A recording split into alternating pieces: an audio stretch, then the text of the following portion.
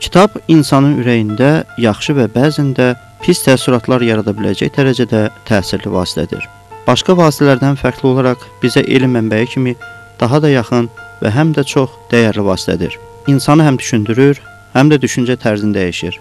Bəzi insanlar hətta kitabdan aldığı məlumatlarla fikirlərini kitabda olan əsərlərə yönəldərək özlərinin ikinci həyat dünyasını bərpa edir və o dünyada özlərini bəzən müsbət, bəzən də mənfi obrazlara bənzədirlər.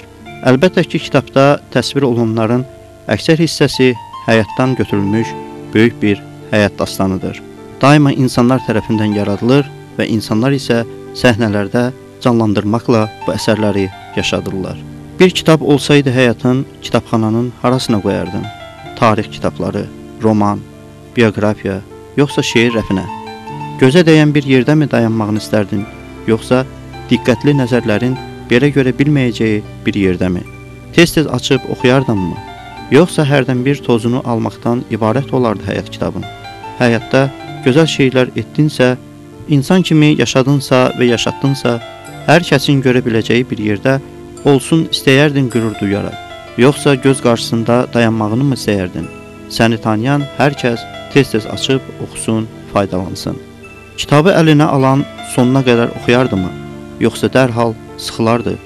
Ən hüzünlü, ən sevincli, həyatımda ilk dəfə dediyin anların yazılı olduğu səhifələrdə kağızın ucunu qatlayıb buraxan bir oxucu görünməyini hiss edərdin.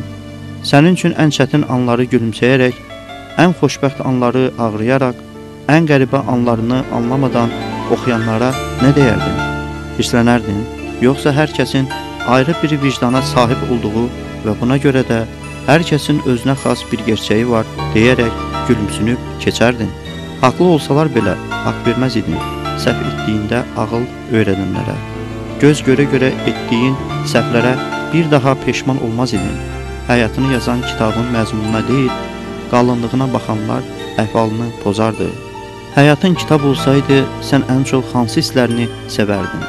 Hansı səhifələri cırıb atmaq, hansı sətirləri təkrar-təkrar oxuyub vurğulamaq, hansı cümlələri bir daha yaşamaq istəyərdin? Həyatın kitab olmaqdan, kitab sənin həyatını izah etməkdən məmnun olardın. İkinci nəşr edərdin, yoxsa kitabxanaların tozlu rəflərində illərcə qalardı. Həyatın kitab olsa, o kitabı sevərdinmi? Sənin baş kitabın olardımı? Kitabına nə ad verərdin? Səhvlərim, doğrularım, həyat nə qədər sürətli, ya da eşqlərim və nifrətlərimmi? Üz qabığına necə bir foto şəkil qoyardın? Bir vəsiqəliyimmi? Gülən, düşünən, ya da ağlayan bir portretmi? Həyatın kitab olsaydı, başqa kitablardan nə fərq olardı? Artıqdan nə izah edərdi? Fərqli olaraq nə söyləyərdi? Nəyi söyləməyi gərəksiz tapıb keçərdi? Həyatın kitab olsa, həyatı yekunlaşdırardımı? Ən gözəl yeri hara olardı?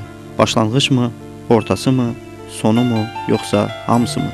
Həyatı sevdirdiyi qədər ölüm də sevinərdimi? Nəticə olaraq həyat əslində bir kitab, yaşadıkca öz başına yazılan, amma ancaq ölüm kənarında oxunan, həm də sətir-sətir təkrardan yaşanarcasına oxunan və sətir-sətir nöqtəsi virgülünə qiymətləndirilməsi edilən bir kitab. İşte belə bir kitab ilə ölüm kənarına keçildiyinə görə demək ki, məqbul olan bu kitabı ölüm kənarında oxuyarkən kədərlənməyəcək, vicdan əzabına düşməyəcək şəkildə yazmaq. Yaxşı, bunu bacara bilməmişiksə nə olacaq? Bunu bacarana qədər təkrar-təkrar müvəffəqiyyətli bir kitab yazma sınaqları davam edəcək.